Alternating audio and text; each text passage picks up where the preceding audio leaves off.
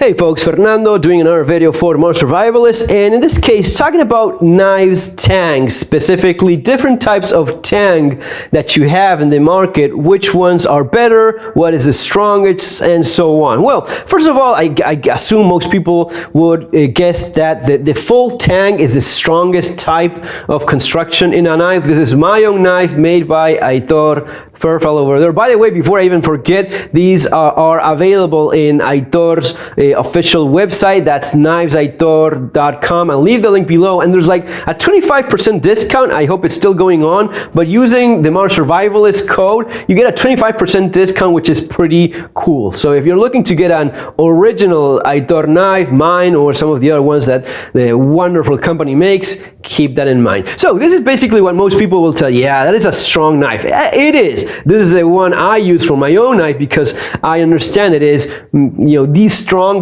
type of construction you can go for in a knife, especially something that's going to be a survival knife. I want something that's going to be able to take a beating and keep on ticking. In fact, it's so much that way that for some of the testing I did for some of the prototypes, this is one of those earlier models that, well, it's one of those earlier blades that came out. This didn't even have a handle at all. This is, and you can see some of the testing of the videos I did. This just had paracord wrap around it, but this is the kind of thing that allows you with a full Tang knife, something that's complete piece of metal all over. So after taking a beating, I hit it with a hammer several times for some of the testing, keep on going, and actually ended up feeling a little bit of pity for all the crap I was putting the blade through. So I finally said, you know what, okay, I'm gonna be putting a bit of nicer or somewhat okay wood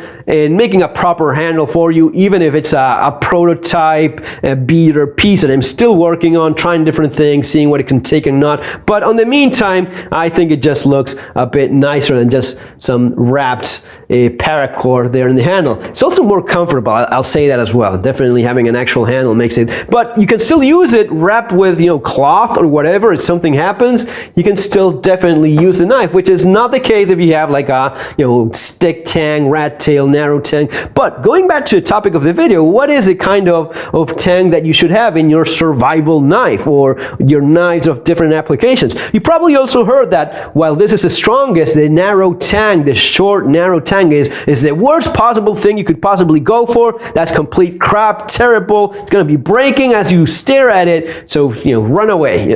That's not true, really. I mean, good examples of that: Mora knives, Haltaforce knives, someone on the same line. These are all knives that have a narrow Tang, and it just goes about this long. Really, there's really not that much more than that. It's getting maybe here, but anyway, it's gonna be a short, narrow Tang. But when you have an appropriate steel for the knife, and it's properly designed, it hasn't got any stress points, and you have good plastic wrapping around it, then it's gonna be holding its own quite well. This is a knife I've actually beaten the crap out of. I've used it to cut through I think like copper tubes, just hammering on it, the spine there, and the knife is still holding on. This is a super cheap, affordable knife on the lines of Mora's. Maybe a little bit of a higher price point, your Glock bayonet knife, still a narrow Tang. This is 1095 carbon steel, a bit of a softer tempering 55 Rockwell, but perfectly adequate for a bayonet knife. Still narrow Tang about here. People think that because you have metal here in that tube, it's a complete piece. Not the case. Really, if you do an x-ray of this, you're going to be seeing that it just gets about this far, not much more than that. Why is it still working in spite of that? It's not falling apart. Well, it's properly designed. This has the right shape so as to have good enough support, and the polymer that Glock uses is the same as the one they use in their pistols. It is super strong. It's gonna be taking a heck of a beating, and you're likely gonna be breaking the blade before you break that weak, narrow tang. That supposedly weak, narrow tang, you're not going to be breaking that anytime soon. I actually broke the tip of this knife kind of by accident, even though I was doing something that was definitely abusive. No problem. I just used a Dremel tool, put it the shape back there, and even when I broke it, the knife was still very much functional. But, you know, just fix it. I don't want to have a crappy broken knife. But it is definitely strong. Now, what happens when you have these other type of systems? What is exactly going on with, for example, the M9 bayonet of the US military, a knife that's been in service for a very long time, held its own very well over the years. What is that you have inside? Well, let's just pull it apart and actually check that out ourselves. So using an Allen wrench, you just remove. This is earlier, this is an older model, still Frobis International, the original Mickey Finn company, the one that designed this knife, the M9. And this is a variation that hasn't got the bayonet, you know, piece here, but still very much the same thing. So removing the screw, I think that the latest version has a bigger screw that goes all the way directly. This one has like this piece that you unscrew. It's usually a bit tougher. I already disassembled this knife for my Spanish channel, but this piece, I think that the newer one has one full screw that goes all the way. Still going to be the same thing. You're not going to be seeing much of a difference. But this is a short Tang knife. And it's kind of narrow. Still, you have a lot of metal in there. And with this type of construction, back in the day, in those days, knife makers assumed that this was one of the strongest variations. Without going to the extent of a full Tang knife, this was one of the strongest combinations you can have. And in fact, this is actually stronger than the rat-tail Tang that you have in the legendary K-bar knife. Legendary because it is a great knife. K-bars are fantastic knives, but this is rather thin. As you see, the rat tail goes all the way through, and leather washers are not really giving you all that much support. And you also have like a narrow, like a 90-degree angle, which makes it a bit of a stress point, which not that great. But being a narrow rat tail Tang, it's a bit more likely to bend if you put too much force in it. I would say that if you look around like I just did, you're not going to be finding many broken M9 bayonets. This is a very strong construction. Okay, in spite of being a short, narrow Tang that's just threaded and has the system so as to assemble it. The thing though is that this 90-degree angle does present a higher stress point and it's a bit more likely to break. So keep that in mind. But properly made, and I've seen like discussion of this piece being better made out of brass because it's softer, and if a lot of force is applied, it's kind of going to be more flexible and deform rather than put more stress there.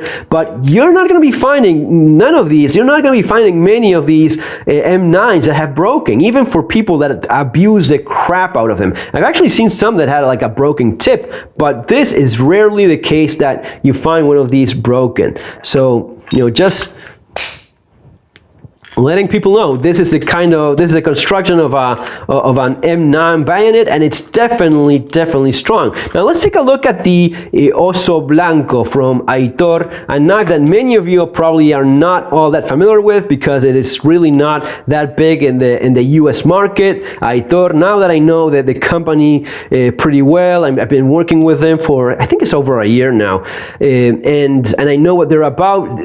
They're just now trying to, and that's where I come here in place. Only now they're trying to, okay, let's try to get our feet wet with the US market because we make fantastic products and we really haven't bothered all that much with marketing for the US.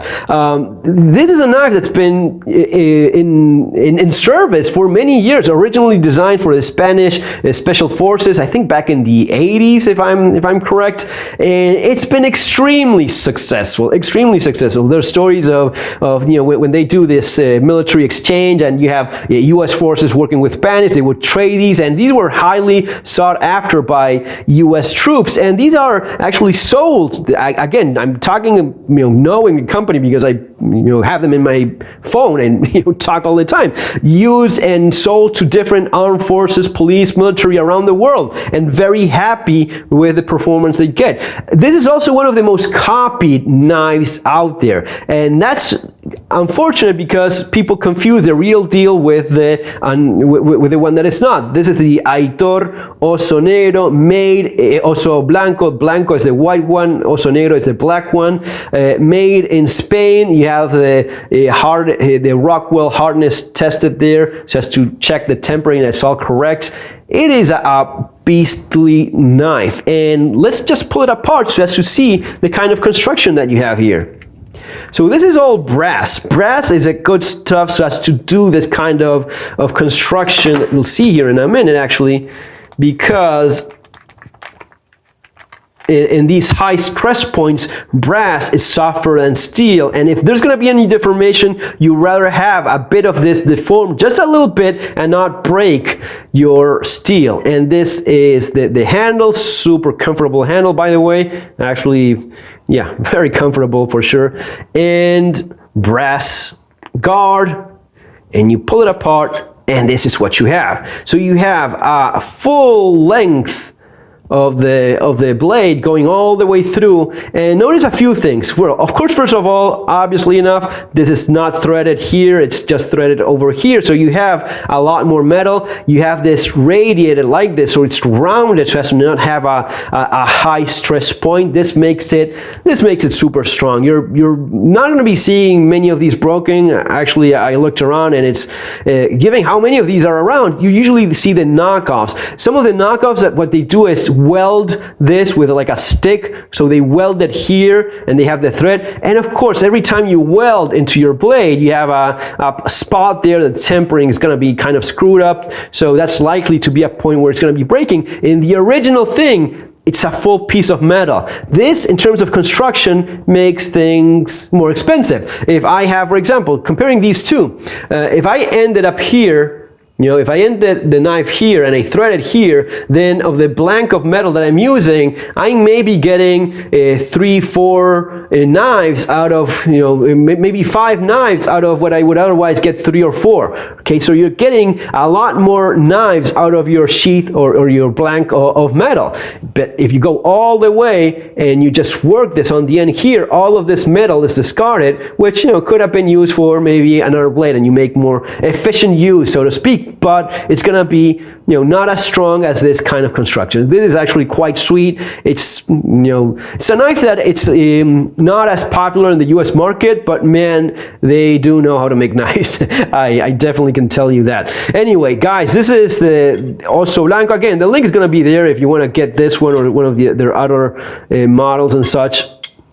It's it's a company that's close to my heart. My last name Aguirre, it's from the Basque region, same as Aitor. So we even share that, which is one of those things that is kind of strange. If you actually go to these places, you see that people kind of all look alike and kind of like me, which is weird. But yeah, Basque region in Spain. That's where Aitor is originally from, and still in that same region, and still making awesome knives. And I'm super happy with the collaboration we pulled, getting my knife done, which had been a dream of mine for quite some time.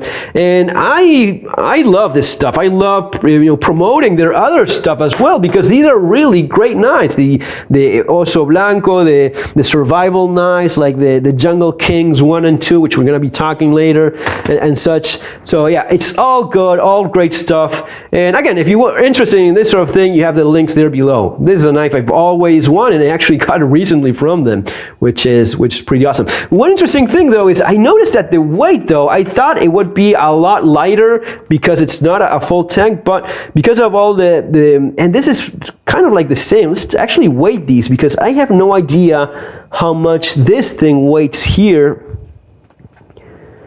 This is like, man, that's 387 grams, 387 grams of weight. That is heavy. 387 and 3. 387 as well. So these both weight the same. 387, that's interesting. 387 and 387, exactly the same weight. So these two weighed exactly the same. That's quite interesting. I would definitely go for the Oso Blanco, especially with that type of construction. Better steel as well, no doubt.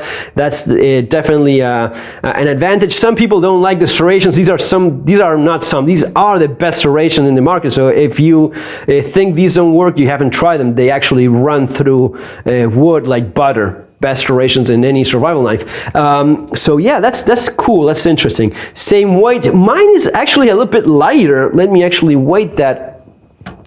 And even though it is a full Tang, because it's not having all that other metal, you know, 360, 360.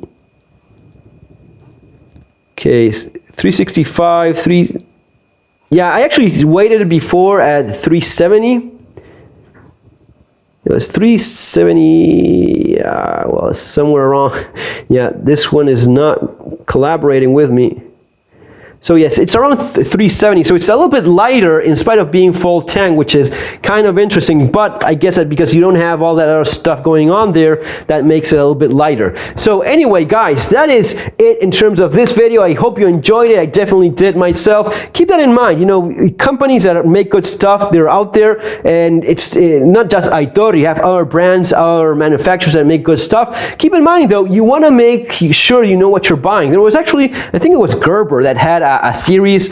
Gerber had a series, I think it was from the Bear Grylls one. They made a recall because the plastic in their bolo knife of the BG series and the survival knife actually broke and actually hurt people and cut people because the plastic was just, I guess it was just too brittle and it was not properly executed with the right material. Maybe the engineering was okay, but someone in China made a different call in terms of plastic, so as to save a few bucks, and there was a recall for those knives because they broke and actually got people hurt. So, you know, do your research, know what you're getting. It's not all the same, and you have some fantastic stuff out there. See you in the next video, folks. Have an awesome day. Take care.